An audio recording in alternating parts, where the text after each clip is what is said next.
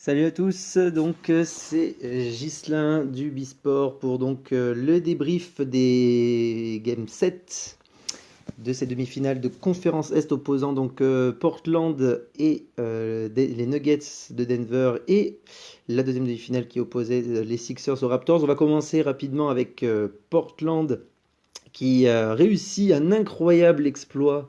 Le match était à partir de 21 h, ceux qui l'ont vu, qu'il avait peut-être lâché pour aller se coucher. Portland qui perdait de 17 points à la mi-temps et qui au final s'est imposé grâce à qui? C'est pas grâce à Lillard, car Damien Lillard a été assez mauvais dans ce match. Il a mis que 13 points, il a failli tourner un triple-double, mais il a été très mauvais. Il a croqué beaucoup en première mi-temps sans réussite. Celui qui a été le héros de cette rencontre, c'est CJ McCollum avec 37 points quand même, 9 rebonds, 37 points et un sur 3 seulement à 3 points, hein. C'est quelqu'un qui a beaucoup pénétré, qui a provoqué des fautes.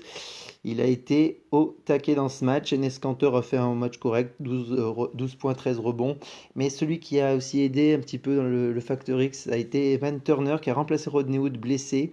Evan Turner qui a mis donc 14 points, 7 rebonds. Voilà, Evan Turner, gros big up à lui. Et de l'autre côté, du côté de Denver, c'est Nikola Jokic qui avait été très bon dès le départ en mettant 2-3 points d'affilée. Et au final, il s'est un peu éteint en ratant d'ailleurs un lancer franc décisif. Il a mis 29 points, 13 rebonds. Il n'a pas fait de triple-double cette fois-ci. Il a mis quand même 4 contre. Voilà, mais en face, Jamal Murray est resté à 17 points, Gary Harris 15. Paul Millsap s'est complètement éteint en deuxième mi-temps. Il a mis que 10 points, 7 rebonds, 3 contre. Mais il s'est complètement éteint, on l'a pas vu. Et puis ça n'a pas. Will Barton n'a pas été super bon. Malik Beasley a très peu joué, alors que c'était un joueur, on sait qu'il peut apporter. Et celui qui a été le plus dégoûté, c'est Isaiah Thomas sur le banc, qui lui ne joue pas du tout. Et qui peut-être aurait apporté dans les moments clutch dans cette équipe des Nuggets. Donc incroyable exploit. Les Portland Blazers qui se qualifient en match 7 face à Denver, qui avait pourtant l'habitude de match 7. Ils avaient eu l'expérience face aux Spurs et finalement là, en menant de 17 points, ils ont pris une remontada par les Portland Blazers. Donc Steph Curry des Warriors affrontera son petit frère qui lui n'a pas beaucoup de temps en jeu, Seth Curry, lors de cette finale de conférence Ouest. Portland qui affrontera les Golden State Warriors de Kevin Durant qui devrait revenir, ainsi que de Marcus Cousins qu'on annonce revenir pour ces finales de conférence Ouest. On passe à présent au deuxième Game 7 qui a eu lieu, qui vient de se terminer. C'est les Toronto Raptors qui recevaient Philadelphie. Voilà, et ça a été un match très serré tout le long, tout le long. Et celui qui a été le héros à la fin, c'est Kawhi Leonard avec un panier au buzzer. Magnifique panier avec... Enfin, on peut dire quand même que tout a été pour lui dans ce match-là. Tous les ballons étaient pour Kawhi, mais là, il nous a mis un panier clutch avec le ballon qui tombe sur l'arceau plusieurs fois et ça rentre. Alors qu'on pensait que ça allait finir en prolongation, cette histoire avec Butler qui avait récupéré un lancer franc manqué de Kawhi Leonard. Et parce qu'il était trop usé, hein, Kawhi Leonard. Moi, j'étais pas du tout fan de ce qu'avaient proposé les Raptors parce que c'était que du ballon pour Kawhi. Il a raté je sais pas combien de tirs. Je vais vous dire combien il est. Il est quand même à 16 sur 39. 16 sur 39, Kawhi Leonard. Avec un 2 sur 9 à 3 points. C'est horrible ce pourcentage pour Kawhi Leonard. Même si c'est le héros, on va dire, pour ce match-là.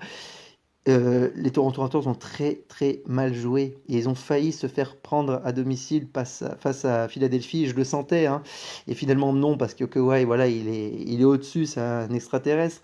Mais non, mais c'est pas bien. Là, franchement, Toronto va pas réussir face aux Bucks. Ils risquent de se faire démolir si ça joue comme ça, parce que déjà en plus ça joue beaucoup plus vite chez les Bucks et les Toronto Raptors jouent qu'avec Kawhi Leonard. Voilà. Et heureusement qu'il y avait Ibaka pour les rebonds offensifs parce que Kawhi tellement qu'il manquait les shoots. Franchement, là, je pensais très sincèrement, je voyais la Philadelphie gagner en prolongation. Et là, même là, sur tous les systèmes, il y en avait très peu, et sinon c'était que pour Kawhi Leonard. Donc il va falloir arrêter parce il va pas y arriver jusqu'au bout comme ça. Et c'est pas comme ça qu'on gagne forcément des titres NBA. Il faut avoir un grand joueur, mais il faut pas lui donner toutes les possessions, quoi. Euh, et en plus, il commence à avoir le melon parce qu'en interview, Kawhi Leonard, il a commencé à dire que oui, même s'ils avaient perdu ce match, il aurait quand même été fier de lui. Donc le gars, on voit qu'il pense qu'à lui, il pense même plus à l'équipe. Et Kyle Lowry, moi j'aurais bien voulu le voir un peu plus présent. Il a fait des rebonds offensifs, mais il n'a pas assez scoré, il a mis que 10 points. Siakam aussi a été complètement éteint, on voit il avait peur d'aller trop vers le cercle. Voilà, Marc Gasol 7 points, 11 rebonds, il a été là, mais c'est Ibaka, donc 17 points, 8 rebonds, très très bon Serge Ibaka qui a mis des 3 points, je crois qu'il a mis un 3 sur 3, mais il a fait que 3 sur 5 parce qu'il a raté les autres, mais en tout cas il était à 3 sur 3 à un moment donné. Voilà, gros match de Serge Ibaka.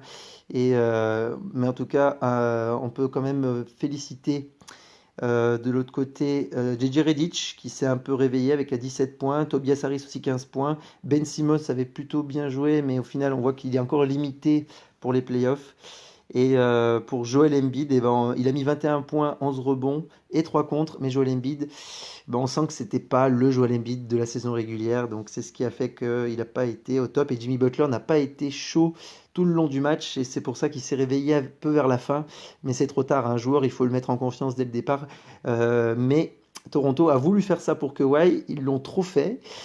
Mais il faut dire que ça a marché puisqu'il a mis donc ce panier au buzzer. Donc on aura donc fini pour Philadelphie, hein, et on aura donc une finale de conférence Est opposant les Bucks de Giannis Antetokounmpo face à Kawhi Leonard, deux monstres du basket, impressionnant physiquement. Alors on va dire que Kawhi est quand même un peu plus précis au shoot et que Giannis Antetokounmpo est un peu plus dangereux en pénétration pour claquer des gros dunks. Et donc on va avoir un sacré match, mais je pense, c'est mon avis, que les Bucks vont taper les Toronto Raptors, car en face, il y a un jeu collectif, il y a un jeu rapide, et puis Antetokounmpo, lui, c'est pas quelqu'un qui force, qui veut absolument avoir tous les ballons comme Kawhi Leonard, et c'est ce qui fera la force des Bucks, et je pense que là, Toronto, s'il continue à jouer comme ça, c'est très très mal foutu. Voilà, donc à suivre, donc Bucks Toronto et après-demain, donc ce sera après-demain, le premier match des finales, ce sera celle de l'Ouest opposant les Warriors à Portland, et là aussi Portland, je pense que ça va être très compliqué pour eux. Moi je vois bien un sweep